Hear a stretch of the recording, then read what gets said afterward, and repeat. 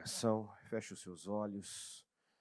Querido Deus, nesse momento, nós nos colocamos em oração, na Tua presença, gratos por esse dia, por essa oportunidade, gratos ao Senhor, meu Deus, por tudo que o Senhor tem feito, por estarmos, meu Deus, nesse propósito de fé dos 52 dias, onde temos tido, Senhor, a oportunidade de viver um divisor de águas. Eu creio, meu Pai, que o Senhor tem trabalhado para isso, para nos levar a rompimentos, a mudanças internas, uma mudança de mentalidade, porque tudo é mentalidade, que permitirá, meu Deus, grandes mudanças acontecerem aqui fora. Ajuda-nos, meu Deus, nesses rompimentos, porque nós sabemos que se nada mudar, nada mudará. Se não muda dentro, não muda fora. É a partir de uma mudança interna, no modo de pensar, que nós atraímos, meu Deus, que nós provocamos mudanças aqui fora. Então eu peço, meu Deus, uma renovação mental, uma mudança de mentalidade, porque nós vemos isso nas Escrituras, nós vemos isso na sua palavra, que enquanto, meu Deus, não houve uma renovação mental, o mesmo comportamento foi tido, foi mantido, e promessas foram adiadas. O Senhor tem feito promessas, o Senhor tem anunciado um tempo glorioso, um tempo de consolo, de conforto, de abundância, de grande prosperidade. Mas abundância, meu Deus, primeiro é espiritual. A abundância precisa existir dentro de nós, senão não vai existir fora. Senhor, eu peço, assuma agora a direção deste culto e fala conosco fortemente. Que a Tua palavra possa trazer clareza, entendimento, revelação, que as escamas possam cair, que o Senhor nos faça ver o que há em nós que não Te agrada, o que há em nós, meu Deus, que impede a ação poderosa do Senhor em nossas vidas, porque eu creio, eu sei que o Senhor quer encher a nossa boca de riso, quer tornar sonhos antigos impossíveis, quer, meu Deus, cumprir com a Tua promessa, com as promessas que tem feito em nossas vidas. Mas antes, seremos testados, colocados à prova e exigidos, e eu oro para que o Senhor nos ajude a passar nos testes e dar aquilo que o Senhor exige, entregar aquilo, meu Pai, que o Senhor espera de nós, para que, Senhor, os montões de bênçãos, as chuvas de bênçãos possam ser derramadas sobre nós. Eu consagro a Ti esse trabalho, entrego tudo nas Tuas mãos e tomo posse de um trabalho poderoso, de grande proveito, de grande crescimento, que possa trazer, meu Pai, cura, libertação, cura sentimental, em nome de Jesus. Seja conosco. É o que eu te peço e te agradeço, em nome de Jesus. Amém. Graças a Deus, amém. Ontem eu ainda falava sobre a mudança de mentalidade que houve, né, no Abraão após aqueles 14 anos de silêncio, onde ele pôde refletir, né, bastante na seriedade da palavra de Deus. Então, o que vemos no capítulo 15? Um Abrão, na verdade, ainda, né, focado em si mesmo, cobrando de Deus e até agindo como se Deus não tivesse feito nada por ele. E Deus já tinha feito muito, já tinha mudado muito a vida daquele homem, né? Mas o Isaac ainda não tinha sido gerado. E por conta dessa questão, né, desse, vamos chamar, problema, ele estava amargurado, ele estava abatido, ele estava chateado. E quando Deus falou, né, com ele, quando Deus vem para animá-lo, porque o título do capítulo 15 de Gênesis é Deus anima Abrão. Quer ver só? Esse é o título do capítulo 15 do livro de Gênesis. Deus anima Abraão e promete-lhe um filho.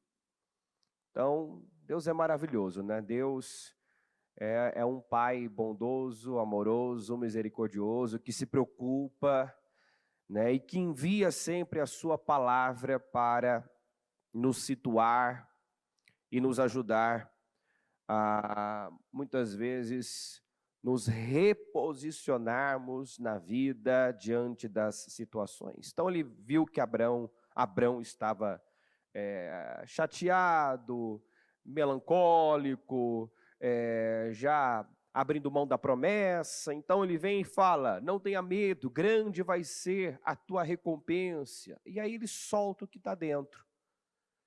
Ele solta o que estava lá dentro. Que me darás, Senhor, se continuo sem filhos? Que me darás? Né? Então revela uma insatisfação, uma amargura e até uma desistência.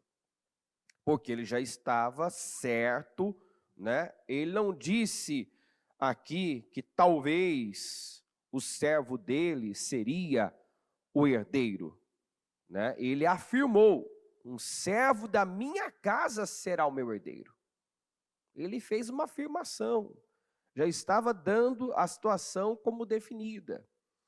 Então eu não vou me prender tanto nesse texto, tem outras leituras, mas esse texto, né, sempre traz esse ensinamento. Se você, né, desfoca do que realmente importa, se você começa a olhar para a situação, olhar para si mesmo, você vai se chatear, você vai limitar o poder de Deus, você vai ceder para uma incredulidade, você vai abrir mão da promessa, de sonhos, você vai duvidar, né? Você vai se amargar. Porque a esperança que se retarda, diz a Bíblia, faz adoecer o coração. Então tem muita gente deprimida, chateada, porque lá dentro tem um sonho, lá dentro tem um desejo, né? Muitas vezes ela recebeu de Deus uma promessa, a qual anseia ver o seu cumprimento, mas a gente entende que nada Deus faz sozinho. Nós somos cooperadores, nós temos que dar condições a Deus, nós temos que provocar o milagre, nós temos que provocar a ação de Deus na nossa vida. Então eu preciso fazer o que a Bíblia diz lá, se não me engano em Efésios, né? Procura compreender a vontade de Deus. Procura compreender, não perca tempo, não viva como um tolo, né, um insensato, mas seja sábio. E o princípio da sabedoria é temer a Deus. Então procura compreender a vontade de Deus, tema a Deus, obedeça a Deus, dê a Deus o que Deus espera. E você, né, Ele atenderá ao desejo do seu coração. Você terá o seu anseio, o seu desejo satisfeito. Então, nós aqui muitas vezes adiamos, como Abraão adiou, por incredulidade, por precipitação, por desobediência, por passar por cima da palavra. Ele adiou os planos e os propósitos de Deus na vida dele. Ele adiou a chegada do Isaac, porque não soube esperar, né? Você terá um filho gerado, né, por você mesmo com Sara. Não vai ser o servo. Mas no 16, ele ficou com a palavra, com a sugestão, com a proposta da Sarai. Então, ele tinha a palavra, ele tinha garantia, ele optou em ficar com a palavra, com a proposta da sua esposa Sarai. Ele adiou. E nesse período de silêncio, certamente pensou muito sobre suas decisões, sobre suas escolhas, e entendeu que quando Deus fala sério, que a palavra de Deus deve ser respeitada, que nós precisamos temer e tremer, porque Deus está à procura disso, de um coração arrependido, que tema e trema diante dele, diante da sua palavra. Deus está à procura dessas pessoas, desses corações arrependidos, que temem e tremem diante dele, diante da sua palavra. Se alguém te ameaçar, se alguém,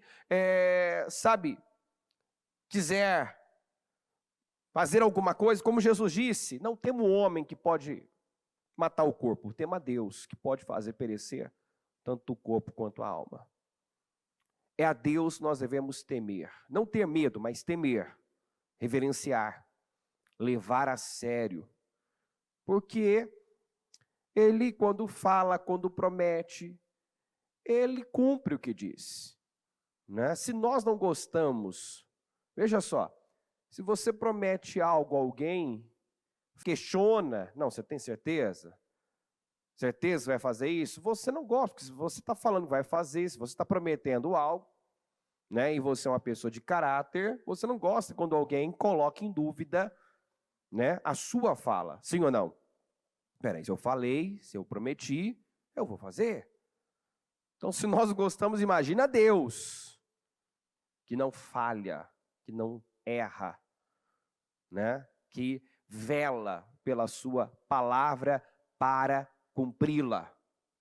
Tudo pode passar, tudo pode falhar, passarão céus e terra, mas a minha palavra não passará.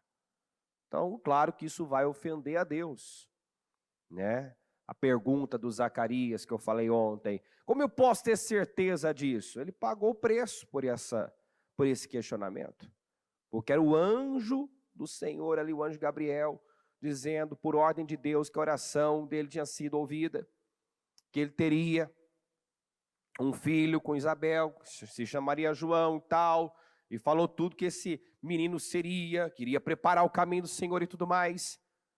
Ao invés dele se regozijar, né, porque a sua oração foi ouvida, ele solta esse questionamento. Como eu posso ter certeza? Passou a gestação toda, mudou para aprender. Para aprender. Né? Então, é assim, se você não aprendeu a usar a sua boca a seu favor, não usa contra. As palavras têm poder. O que eu confesso, como nós ouvimos no domingo, o que você confessa, você o quê? Diga, possui. O que você confessa, você possui. Então, se não aprendeu a usar a boca a seu favor, não use contra, fique quieto. Faça como Josué mandou o povo fazer enquanto rodeava a cidade de Jericó. Ele deu uma ordem para que nenhuma palavra fosse dita, para que a direção fosse seguida, né, em silêncio, sem abrirem a boca. Ele fez questão de dar essa ordem, de ser específico. Nós vamos rodear e vocês não vão dar um pio.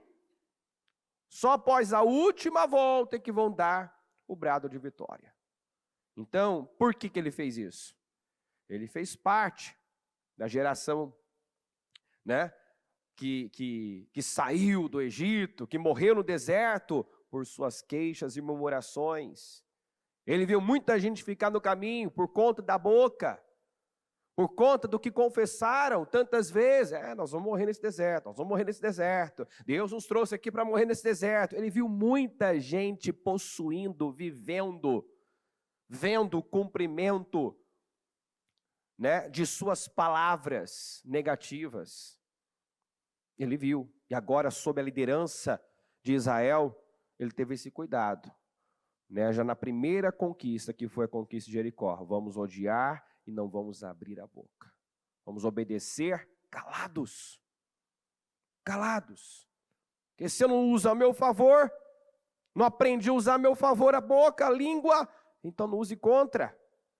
Toda vez que você reclama, murmura, diz que não dá, não tem jeito, você está enaltecendo o problema, dando munição ao diabo. Então, assim, coopere com Deus, não coopere com o diabo. Não coopere. Depois de 14 anos sem ouvir a voz de Deus, você vai encontrar um Abraão, né, que passou a reverenciar Deus de uma forma que ele ainda não reverenciava. A crer e tremer diante da palavra como ele não temia, não tremia ainda. Ele revelou fé quando Deus o chamou, ele creu, mas é aquilo, né? Ainda faltava uma maturidade. Faltava maturidade na fé do Abraão. Ele precisava amadurecer, ele precisava aprender a confiar, ele precisava, né, deixar de ser uma pessoa ainda autocentrada, que eu falei isso ontem. Nós estamos, né, com essa janela de oportunidade aberta para vivermos uma onda de abundância que não acontecerá na minha vida sem que a minha mente se torne uma mente abundante, né? Se eu tenho uma mente abundante, uma mente rica, se eu sou generoso, se eu, aonde estou com o que tenho, sirvo, dou, né? Semeio, planto, é certo que eu vou atrair abundância para a minha vida. Mas se a minha mente é aquela, né, o que me darás, como Abraão aqui no capítulo 15, que me darás, Senhor? Que me darás? Era um típico cobrador, sempre, né, esperando mais de Deus. Qual deveria ser a postura do Abraão aqui? Bom, Deus não me deu Isaac ainda, mas eu já caminhei bastante, né? O Isaac, o filho da promessa, ainda não chegou, mas olha onde eu estava, olha onde eu estou, olha o quanto Deus fez, vou continuar confiando, vou continuar crendo, até porque essa foi a fé que ele passou a ter depois, né? Quando a situação se tornou ainda mais impossível aos olhos, que é quando, né, o Espírito Santo registrou lá em Romanos, que quando não havia esperança, você encontra ele forte, ele convicto, você não encontra, né, ele titubeando, ele vacilando na fé. Não, ele sabia que o seu corpo já estava amortecido, o ventre de Sara também, que era totalmente impossível, mas ele aprendeu a confiar, a crer no Senhor, a esperar por Deus, a ser grato, porque gratidão revela, né, que você tem uma mente abundante, que o teu espírito não é um espírito miserável. Entende? Toda vez que o povo de Israel no deserto reclamava, murmurava, falava de voltar, ali eles revelavam a miséria que havia dentro deles, a mente seca, né? O espírito miserável, porque embora fossem livres fisicamente, você vê que a mente ainda era escrava, porque queriam voltar para a escravidão. Voltar para a escravidão. Nós precisamos, primeiro, ter uma mente livre para sermos livres. Uma mente abundante para vivermos uma vida abundante. E aí você vê, né, Abraão se tornando essa pessoa que continuava ansiando pela promessa, mas que entendeu a sua posição. Eu sou um servo, eu tenho que servir, né? E ainda eu falei ontem do capítulo 17, 18, onde você vê um homem, sabe, predisposto a dar, a semear, a oferecer, né, a servir. No capítulo 18 você vai ver esse servo, o Abraão atuando como um servo, se derramando, oferecendo o seu melhor,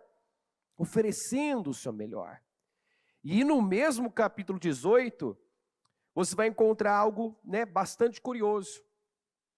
No capítulo 18, no capítulo 20 agora, 17, você vai encontrar aqui, ó, o último teste, digamos assim, antes do Isaac chegar. A seguir, Abraão orou a Deus e Deus curou Abimeleque, sua mulher e suas servas, de forma que puderam novamente ter filhos, porque o Senhor havia tornado estéreis todas as mulheres da casa de Abimeleque, por causa de Sara, mulher de Abraão. Aí vamos já para o 21. O Senhor foi bondoso com Sara, como lhe dissera, e fez por ela o que prometera. Sara engravidou e deu um filho a Abraão em sua velhice, na época fixada por Deus em sua promessa. Abraão deu o nome de Isaque ao filho que Sara lhe dera. Quando seu filho tinha 8 dias de vida, Abraão o circuncidou conforme Deus lhe havia ordenado. Estava ele com 100 anos de idade quando nasceu Isaque, seu filho. E Sara disse: Deus me encheu de riso, e todos que souberem disso rirão comigo. E acrescentou: quem diria a Abraão que Sara amamentaria filhos? Contudo, eu lhe dei um filho em sua velhice. Então, olha que forte isso. Eu creio que é exatamente isso que Deus tem para nós, para o seu povo. Deus tem um riso, Deus quer encher a nossa boca de riso. Deus tem um Isaque para cada um. Era uma promessa antiga, muito aguardada, muito esperada, e chegou o momento, né, dela se cumprir. E ela se cumpriu, curiosamente, logo depois que Abraão, mesmo tendo uma mulher estéril, teve a fé, teve a generosidade, né, de orar por Abimeleque e por suas mulheres, que também estavam por conta da Sara estéril. Então veja só, nós sempre falamos isso: cure a sua dor, curando a dor dos outros. Você encontra uma pessoa generosa quando ela transborda mesmo em dificuldade. É como a igreja da Macedônia. A Bíblia diz que no meio da mais severa tribulação, aquela igreja transbordou de rica generosidade. Se puderem colocar para mim esse texto, 2 Coríntios 8. Transbordou. No meio da mais severa tribulação, não era uma igreja rica, mas eles transbordaram. No meio da mais severa tribulação, a grande alegria, você vê que alegria, felicidade, paz, não depende de fatores externos, né? Depende de um relacionamento com Deus, de uma vida com Deus. Então a grande alegria e a extrema pobreza deles transbordaram em rica generosidade. Você encontra uma pessoa generosa quando, aonde está, com o que tem, né? E muitas vezes, como foi no caso dessa igreja, a Bíblia, se eu continuar a leitura, você vai ver que eles deram o que podiam e o que não podiam. Deram o que podiam e o que não podiam. Paulo dizendo: pois dou testemunho de que eles deram tudo quanto podiam, e até além do que podiam. Então, você encontra uma pessoa generosa quando ela faz exatamente isso, né? Dá o que tem e às vezes até o que não tem.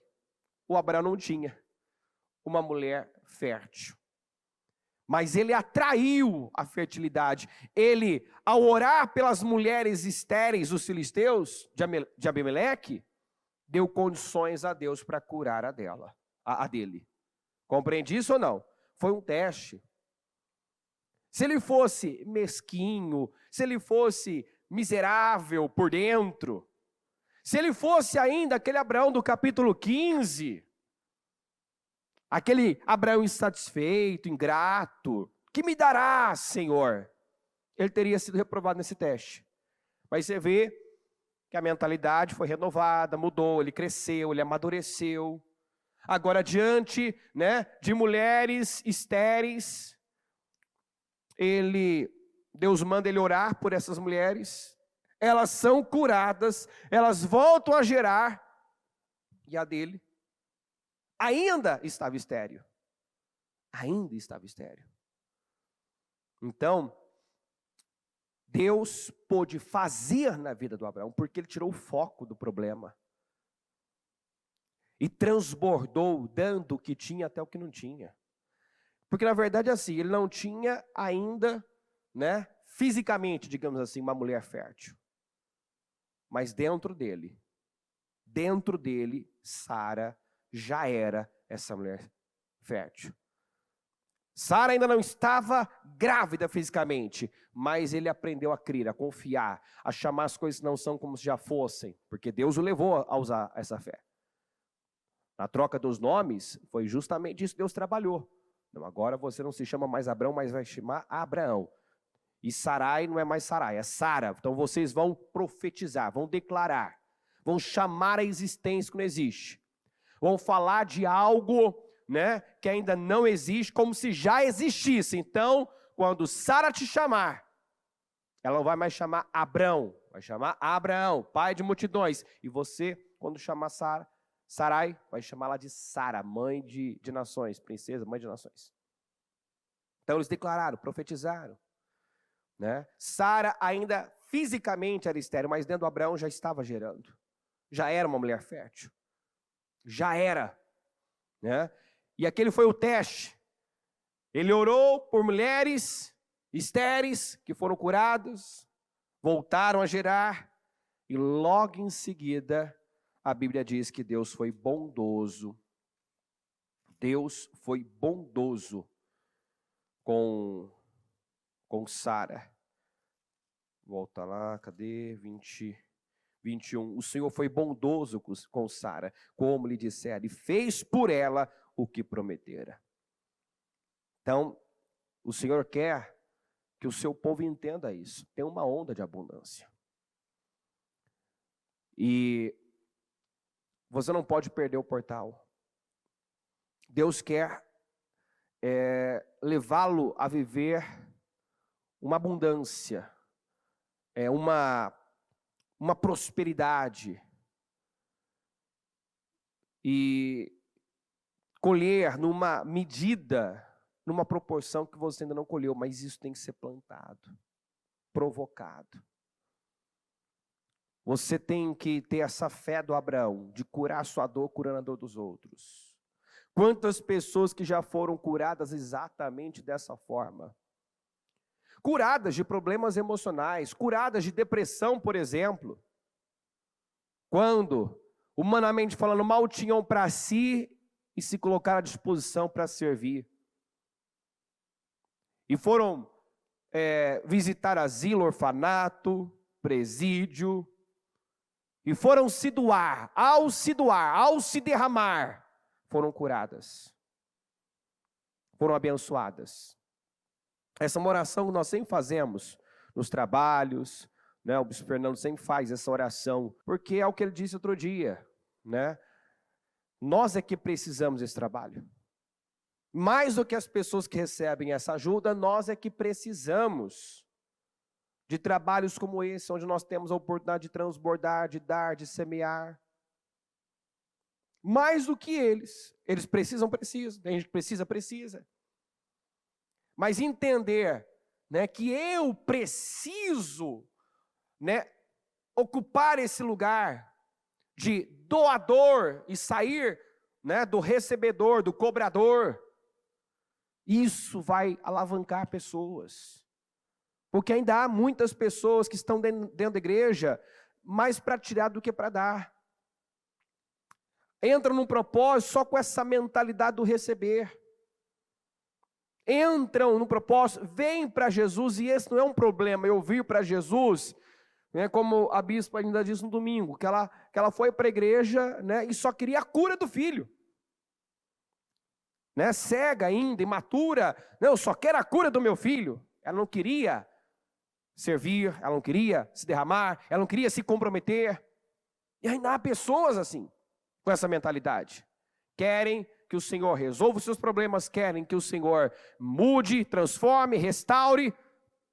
Como eu disse ontem, às vezes não querem nem se batizar, não querem fazer uma aliança com Deus, não querem assumir um compromisso, não querem confessá-lo publicamente, não querem, assumir o papel de igreja, não querem servir. Ontem, ainda fiquei feliz porque eu dei o exemplo do obreiro que hoje faz parte do louvor, toca baixo e descobriu esse talento aqui, porque não sabia. Não sabia. Mas, recebeu ali o chamado, o impulso, e desenvolveu o talento, e está servindo, e está ajudando. E aí outra pessoa, estavam me dizendo ontem que, procurou, e peraí, eu também quero somar, quero servir. O sujeito está lá e não sabia, então, quer dizer, não é uma questão de ter conhecimento, Deus capacita os seus escolhidos. Deus dá graça, Deus, às vezes tem talentos que estão aí escondidos e precisam ser ativados. Tem gente que descobre talentos na obra de Deus, quando começa a se envolver, começa a servir.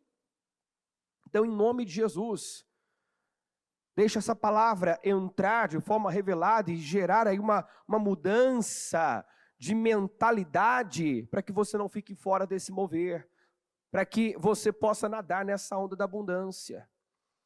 Nós não vamos viver uma vida abundante sem uma mente abundante. Enquanto Abraão era um cobrador e não um doador, alguém que transbordava, alguém que mesmo não tendo, oferecia. Ele orou por mulheres estéreis, tendo a dele ainda estéril. Então essa ideia de que, eu não tenho nada a oferecer. Você tem muito a oferecer. Você tem muito a oferecer. Como é que eu vou falar disso se eu ainda não vivo? Você não crê? Você não acredita?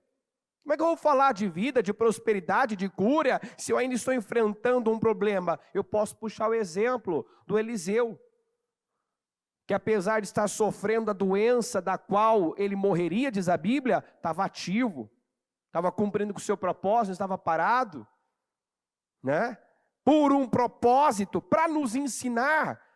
Um homem que os seus ossos tinham tanta unção que ressuscitou um defunto, morreu da doença que foi acometida, que estava sofrendo. Aí pode se levantar esse questionamento, por que um homem tão ungido não foi curado? Um homem que realizou tantos milagres, por que não realizou na sua própria vida? Para nos ensinar, para nos mostrar, que você não pode ser movido pelas circunstâncias. Não é as circunstâncias, não é o problema que define quem você é e como você tem que agir. Está entendendo? Eu tenho um problema, não posso. Eu tenho uma mulher estéril, não posso orar por alguém que está estéril. Abraão não pensou assim. Abraão, humanamente falando, deu o que ele não tinha. Mas como eu disse, ele não tinha ainda fisicamente. Mas dentro dele, Sara já estava grávida. E foi logo depois dessa oração que ele fez por Abimeleque, pelas mulheres de Abimeleque, que a dele engravidou. Então, às vezes você trava algo, deixa de viver algo, deixa de atrair algo para a sua vida que você quer, porque fica nessa, esperando ter para dar. E a Bíblia diz o seguinte: deem e receberão. A Bíblia diz, primeiro você dá, depois você recebe. O Abraão podia ter pensado assim, como é que eu vou orar por essas mulheres se a minha está estéril? Está entendendo ou não? Como é que eu vou abençoar as mulheres desse homem se a minha, eu já orei tantas vezes pela minha? Porque eu acredito que Abraão orou. Eu acredito. E no caso não faltava oração, outras atitudes. Faltava outras atitudes. Faltava esse transbordar, talvez. E é isso que Deus tem lutado para fazer pessoas entenderem. Às vezes, pedir, você está pedindo, agora dando, se doando, transbordando, você está. Porque são dois princípios bíblicos para você receber, é pedir e dar. Então eu não creio que faltou oração, mas quando Abraão teve a fé para transbordar na vida do Abimeleque, das suas mulheres, logo a dele engravidou. Amém, gente? E aí, esse não é o único exemplo disso. Se nós vamos lá para Jó capítulo 42, versículo 7, diz assim, ó. Depois que o Senhor disse essas palavras a Jó, disse também a Elifaz de Temã: estou indignado com você e com seus dois amigos, pois vocês não falaram o que é certo a meu respeito, como fez meu servo Jó. Vão agora até meu servo Jó, levem 7 novilhos e 7 carneiros, e com eles apresentem holocaustos em favor de vocês mesmos. Meu servo Jó orará por vocês, eu aceitarei a oração dele, e não lhes farei o que vocês merecem pela loucura que cometeram. Vocês não falaram o que é certo ao meu respeito, como fez o meu servo Jó.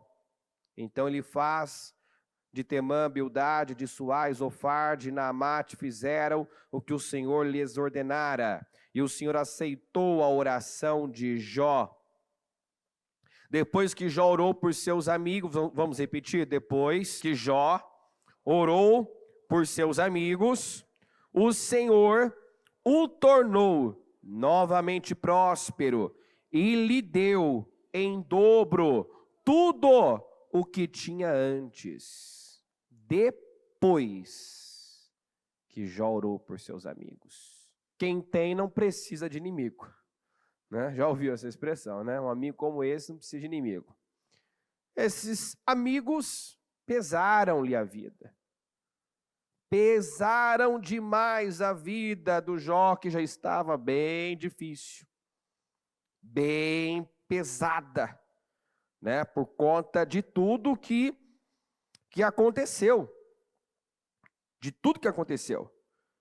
E eu até li essa parte aqui, mas eu não segurei, não vou achar agora.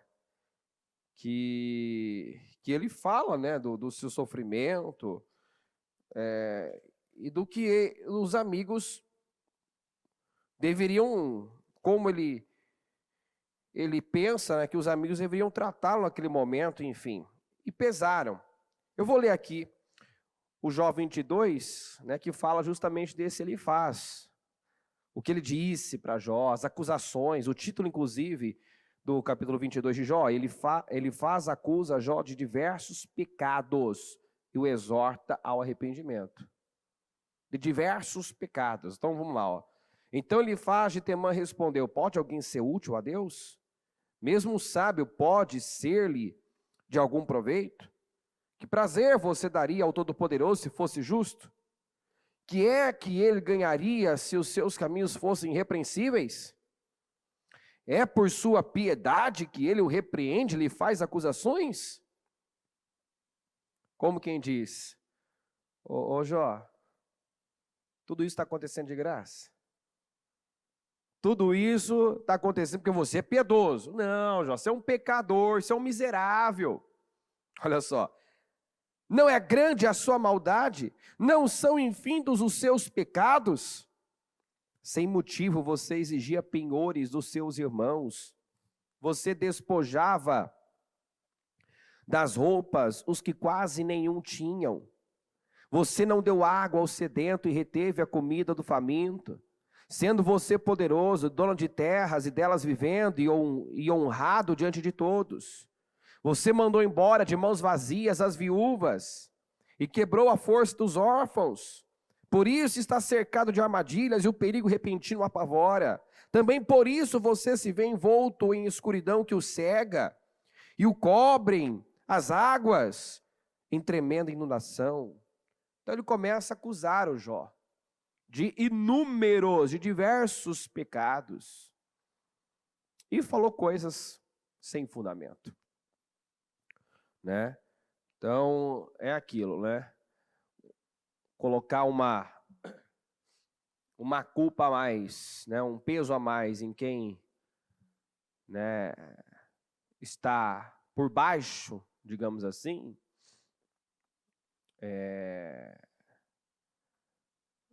tende a ser aceito, né? A pessoa já está lascada, então que leva essa culpa também. Põe na conta dele, joga nas costas dele essa responsabilidade. Então ele começou a acusar, a falar que Jó fazia coisas que ele não fazia, tinha cometido pecados que ele não tinha cometido. Eu lhe quis ler isso aqui para mostrar que a oração que ele fez por esses amigos e que atraiu uma restituição em dobro, não foi uma oração fácil de ser feita. Porque no momento mais difícil da vida dele, os seus amigos, né, pesaram ainda mais a sua vida. Então, assim, foi pesado demais o que os amigos fizeram. Mas a restituição do Jó, como aconteceu aqui no último capítulo de Jó 42, dependeu dessa atitude de transbordar. Ele orou por pessoas, por amigos que mais agiram como inimigos. Ele abençoou esses homens que acusaram. Ele retribuiu, né, o mal com o bem. Você vê que o próprio Deus fala aqui, para esses amigos irem, né, pedirem oração, oferecerem holocaustos, oferecerem holocaustos em favor deles mesmos, né, e pedir oração para o Jó, que ele iria atender a oração do Jó e não daria a eles, não faria a eles o que eles mereciam. Então eles eram merecedores de morte, derrota, por tudo que fizeram com Jó. E o Jó, você vê que nada acontece do nada. Jó revelou a grandeza que havia dentro dele. Quão grande ele era por dentro. Ninguém vai ser grande aqui fora se não for grande dentro. Então ele foi tripudiado, ele foi acusado do que ele não fez. E foi submetido a esse teste. Deus mandou esses amigos pedir oração, o que, né, não foi fácil para eles, mas também não foi fácil para Jó orar e abençoar esses amigos. Mas essa atitude revelou quão grande ele era por dentro e atraiu uma restituição muito grande. Vale lembrar que ele era o homem mais rico do Oriente e ele terminou, né, vivendo essa restituição em dobro. Então veio a ter o dobro do que tinha antes, veio a ter uma glória ainda maior. O final da vida de Jó foi muito melhor do que o início, foi superior ao início. Mas o que permitiu essa restituição foi essa capacidade, né, de transbordar amor, misericórdia na vida desses amigos que pesaram. E aí eu concluo com Gênesis 50, que fala do José, que teve também a mesma atitude. Vendo os irmãos de José, que seu pai havia morrido, disseram: e se José tiver rancor contra nós e resolver retribuir todo o mal que lhe causamos? Os irmãos estavam preocupados, né? Temiam que o José pudesse se vingar. E se José tiver rancor contra nós e resolver retribuir todo o mal que lhe causamos? Acontece que se ele tivesse guardado no coração a traição, a injustiça que os irmãos cometeram, ele não teria chegado onde ele chegou. É impossível uma pessoa ressentida, amargurada, ofendida, construir uma grande vida. Jamais, impossível.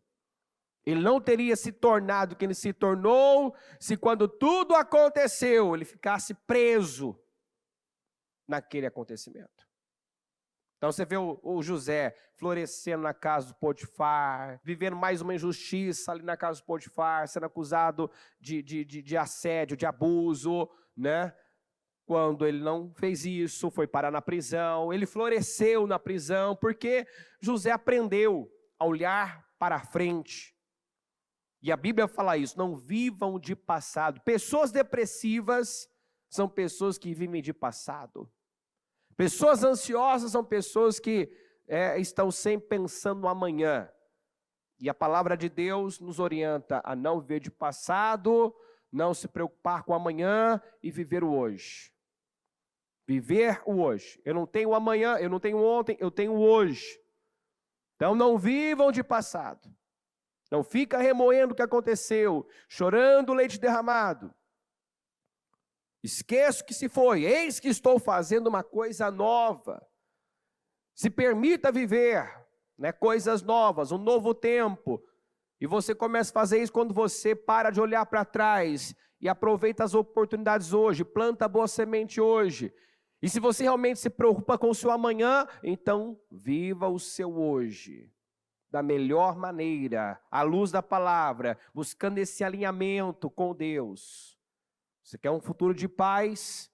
Você quer um futuro glorioso? Então coloque a sua vida nas mãos de Deus, hoje.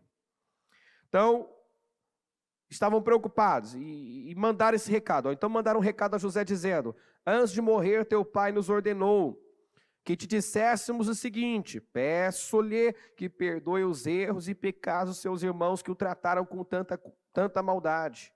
Agora, pois, perdoa os pecados dos servos do Deus de teu pai. Quando recebeu o recado, José chorou. Depois vieram seus irmãos e prostraram-se diante dele e disseram: aqui estamos, somos teus escravos. José, porém, lhes disse: não tenham medo, estaria eu no lugar de Deus? Vocês planejaram mal contra mim, mas Deus o tornou em bem, para que hoje fosse preservada a vida de muitos. Por isso não tenham medo, eu sustentarei vocês e seus filhos. E assim os tranquilizou e lhes falou, diga amavelmente. Então aqui ficou, né, evidente, claro, por que Deus pôde levantar esse homem. Não guardou rancor, não alimentou vingança, não retribuiu o mal com o mal, né? Agora sim, nessa posição, José podia mandar prender a mulher do Potifar que o colocou na prisão. Podia fazer o que quisesse com seus irmãos e os tratou, né, com amor, falou amavelmente, cuidou deles, supriu todas as necessidades dos seus irmãos. Então, está aqui. O que eu preciso entender para que Deus me leve a um alto nível, a uma vida abundante? Preciso transbordar agora. Eu preciso ter uma mente generosa, um espírito generoso. O José mostrou que espírito havia dentro dele. Que mente esse homem tinha. Não tinha um espírito ressentido, um coração ressentido, amargurado. Não tinha uma mente miserável, sabe aquela coisa, vão me pagar. Um dia eu vou dar a volta por cima e eles vão ver. Não, ele não buscou isso. Ele confiou em Deus, ele fez bem o seu trabalho, ele deu condições a Deus de converter a maldição em bênção. E quando esteve lá, né, esteve lá não para se vangloriar, mas para servir, para alimentar o mundo. Deus usou esse homem para alimentar o mundo na época, porque ele transformou o Egito no celeiro do mundo. Então ele entendeu que ele estava lá, Deus colocou ele lá, Deus o ergueu sobremaneira para um propósito, para transbordar, para ser bênção, inclusive na vida daqueles que lhe pesaram, que tentaram lhe prejudicar. Amém? Então, Jesus disse, a maior alegria em dar do que receber.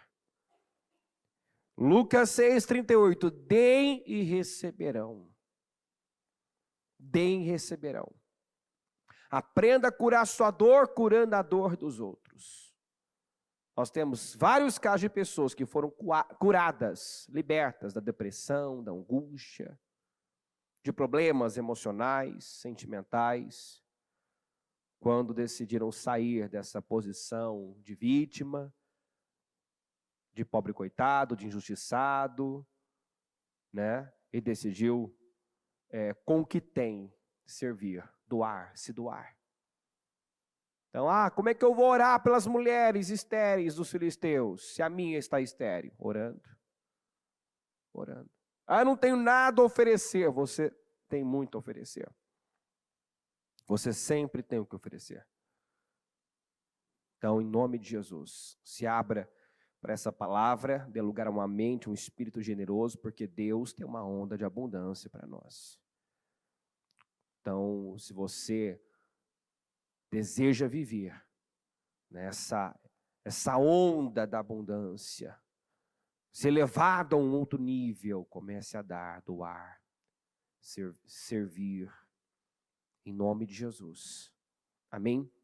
Pegue o seu propósito dos 52 dias, fique em pé, coloca no teu coração, com os seus olhos fechados. Não deixe esse portal passar. Procure compreender o que é que Deus espera de você. O que é que você tem que dar para poder receber. E receber, como a Bíblia diz, né? Em boa medida, compactada, sacudida para caber mais, transbordante, derramada sobre vocês. Deus quer derramar essa medida transbordante. As comportas dos céus estão abertas, as janelas dos céus estão abertas, e a promessa é de bênçãos sem medidas. Bênçãos sem medidas. Olha, Deus abençoou tanto o Egito por causa do José, que ele chegou a parar de contar. Não era mais possível contar o quanto ele tinha armazenado em celeiros, porque ia além de toda medida. E o Senhor tem anunciado esse tempo para o seu povo. Então, chuva de bênçãos. Deus quer que o seu povo nade na onda da abundância, mas não vai nadar na onda da abundância se não for abundante por dentro. Se não sofrer uma reprogramação mental, se continuar esperando ter para fazer, não, aonde está com o que tem, faça, sirva, doe. Em nome de Jesus, seja uma pessoa grande por dentro, torne-se uma pessoa madura. Você encontra maturidade na vida de uma pessoa quando não foca somente os seus interesses. Você encontra uma pessoa generosa quando ela não pensa em si mesma, não vive só para si. Você encontra uma pessoa miserável, derrotada, quando ela se incomoda com o crescimento dos outros. Ela não se alegra com o sucesso, com a alegria, com a vitória dos outros. E muitas vezes Deus permite que aquilo que você quer, sonha, deseja, Deus permite que outro viva primeiro para ver o que vai sair do seu coração. se você vai se alegrar, se você vai se regozijar, ou se você vai se incomodar, ficar ressentido, ficar com inveja. Deus permite. Abraão viu, com uma oração, muitas mulheres serem curadas da esterilidade. E eu não sei dizer quantas orações ele fez por Sara. Mas acontece que não dependia de uma oração, dependia dele crer, dele ter essa fé, porque isso foi um teste, dele ter essa fé de dar aquilo que aparentemente ele não tinha, de fazer aquilo que aparentemente, né? Como é que eu vou abençoar essas mulheres se a minha eu não abençoei? Mas ele entendeu o que é andar por fé. Ele não tinha ainda fisicamente a sua esposa, a Sara, grávida, mas dentro dele ela já estava gerando. Então, se você acredita, você pode fazer. Se você acredita, você pode falar. Você pode ter uma enfermidade e estar pregando cura, orando por pessoas. Porque o problema não pode parar, a doença não pode parar, a doença não parou Eliseu. A doença não parou Eliseu. A doença não determinou o que ele podia ou não podia fazer. E Deus espera encontrar o seu povo nesse nível de fé, com essa mente abundante. Quantas vezes somos levados a fazer coisas que, teoricamente, humanamente falando, você não poderia fazer. Mas aí você rompe, você faz, você ousa. E você dá condições para um derramar acontecer na sua vida. Senhor, eu oro para que essa palavra esteja realmente causando isso, uma reprogramação mental, Senhor. O Senhor tem algo especial conosco. O Senhor tem, meu Deus, uma onda de abundância. O Senhor quer o seu povo nadando, surfando nessa onda de abundância. Mas primeiro nós temos que ser abundantes internamente. Nós temos que ter a fé para dar.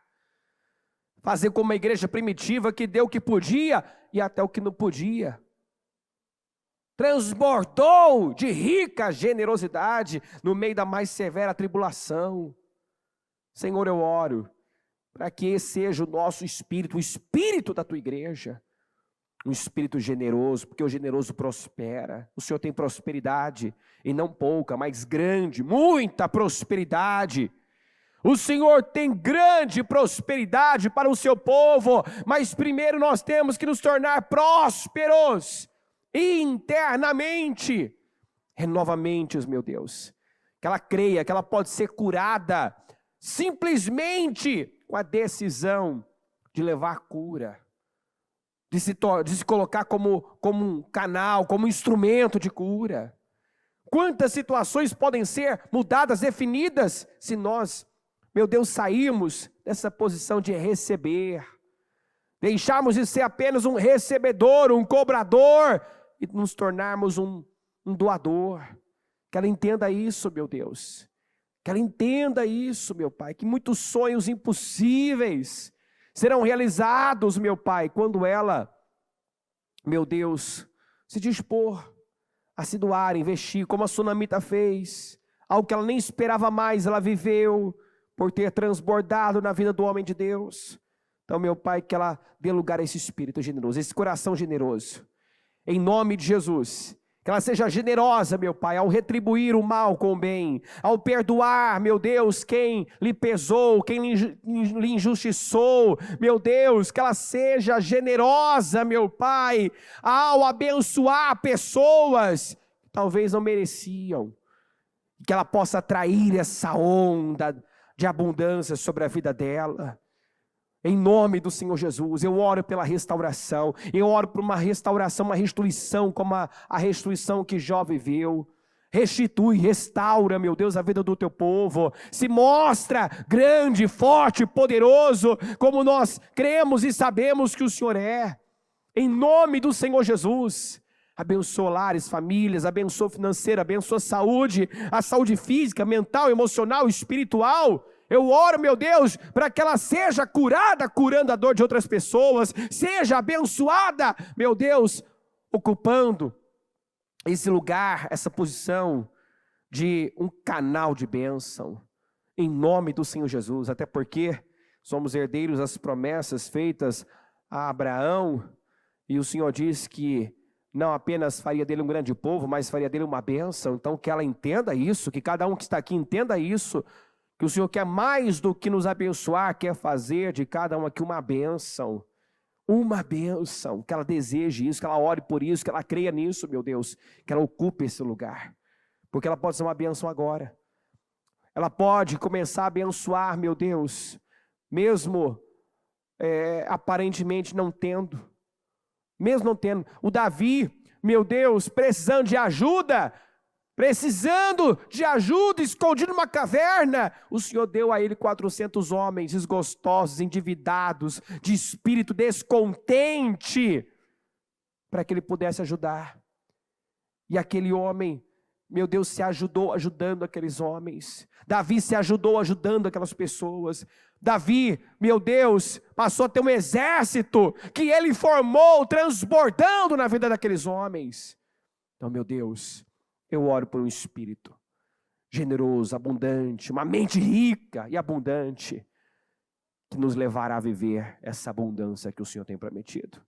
Eu concordo com cada restauração, ligo as nossas vitórias aqui na terra para que sejam ligadas nos céus, e agradeço por esse dia, por essa oportunidade, pelo que fez aqui hoje. Muito obrigado, meu Deus, porque eu creio que nós saímos aqui diferentes. Eu creio que decisões foram tomadas, e as decisões que foram tomadas, meu Deus, vão trazer cura sentimental, cura em todas as áreas. Eu acredito nisso. Obrigado, meu Deus, nós chamamos amém.